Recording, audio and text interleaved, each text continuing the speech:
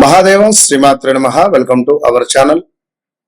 2026 July నెలలో ద్వాదశ రాశుల వారికి కూడా ఏ విధంగా ఉండబోతోంది అని అనుకునేటువంటి సందర్భాలలో మరి ఈ యొక్క జూలై నెలలో మనకు గురుడు సూర్యునితో కలవడం కావచ్చును. అదే విధంగా శని భగవానుడు మనకు వక్ర దృష్టితో మీనంలో ఉన్నటువంటి శని భగవానుడు వక్ర దృష్టితో ఈ యొక్క కుంభాన్ని చూసేటువంటి పరిస్థితి అయినా కావచ్చును. అదే విధంగా శుక్రుడు వెళ్లి కేతుతో కలిసేటువంటి సందర్భాలు కావచ్చును. అదే విధంగా బుధ గ్రహము కూడా వక్ర దృష్టితో మిథునం వైపుగా చూసేటువంటి సందర్భాలలో మరి మేషం నుంచి ద్వాదశ రాశులలో మీనరాశి వారు మీరు 2026 జూలై నెలలో ఉన్నారు. ఈ యొక్క జూలై నెలకు సంబంధించి ఏ విధంగా ఉండబోతుందో ముందుగా తెలుసుకోబోతున్నారు.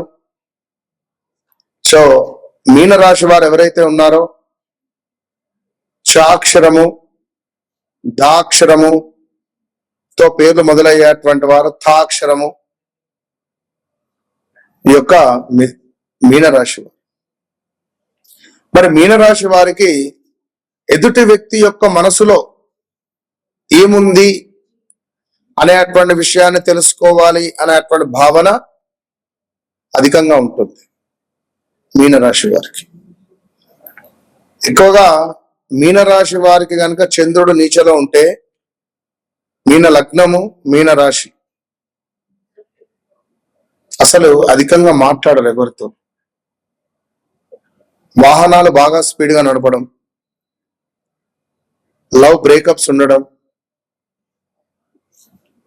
వివాహంలో విడాకులు కూడా ఉండే పరిస్థితి ఉంటుంది. పౌరుషం బాగా ఉంటది. పౌరుషంతో చాలా అంటే చాలా డౌన్ ఫాల్ అవుతారు మీనరాశి వారు ఎవరైతే ఉన్నారో. 2022 ఆగస్టు నుండి ఈ రోజు వరకు చాలా అంటే చాలా ఇబ్బంది కలిగించే సందర్భాలలోనే ఉన్నారు.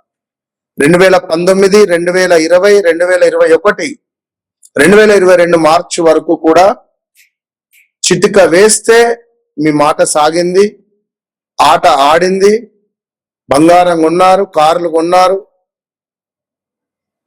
లైక్ ఇల్లులు కావచ్చును, భూములు కావచ్చును, ప్రాపర్టీస్ బిల్డ్ చేసుకున్నటువంటి సమయాలు ఇవి. ఇక 2022, 23, 24, 25 అంతా కూడా లాస్ లాస్ లాస్ లాస్. పైగా అనారోగ్య సమస్యలు, తల్లినో తండ్రినో కోల్పోవడాలు, ఒక పెద్ద ఎలిగేషన్ మీపై పడడం, పోలీస్ స్టేషన్ చుట్టూ తిరగడం, కోర్టు రిలేటెడ్ చుట్టూ తిరగడం, మీడియా రంగంలో ఉండేటువంటి వారికి కొంత ఇబ్బందులు ఎదురవడం, బ్రెయిన్ రిలేటెడ్ ఏవైనా ఇష్యూస్ ఫేస్ చేయడాలు,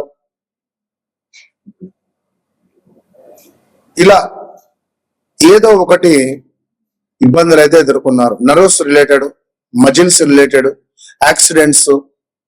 2025లో అయితే పెద్ద యాక్సిడెంట్స్ చాక్షరంతో ఉండేవారికి.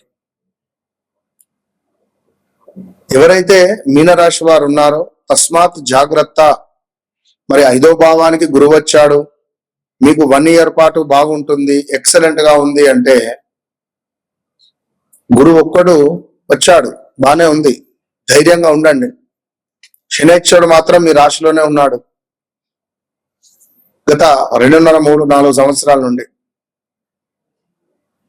మరి 2వ భావానికి రెడీ అవుతున్నాడు వెళ్ళడానికి. మీనరాశి వారు 2వ భావానికి అంటే ఏలినాటి శని 7.5 సంవత్సరాలలో 2.5, 3 సంవత్సరాలు అయిపోయింది. సో రాబోయే రోజులలో 2వ భావానికి వెళ్తున్నాడు. మేషానికి కనుక వెళ్తే డబ్బుకు సంబంధించిన ఇబ్బందులు, పెద్ద మొత్తంలో తల్లికి అనారోగ్య సమస్యలు, తల్లిని కోల్పోవడం కానీ, గృహము అమ్ముకోవడం కానీ,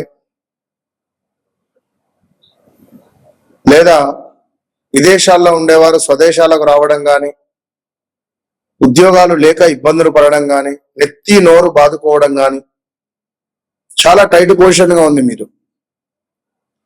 తప్పకుండా మీనరాశి వారు మాత్రం నాకు ఫోన్ చేయండి.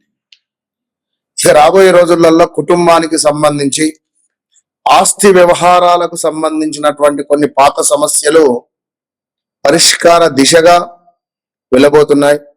ఏదో మా ఆస్తి ఉంది, తాతలది ముత్తాతలది అనుకుంటే అది కొంచెం ముందుకు వెళ్ళబోతున్నది.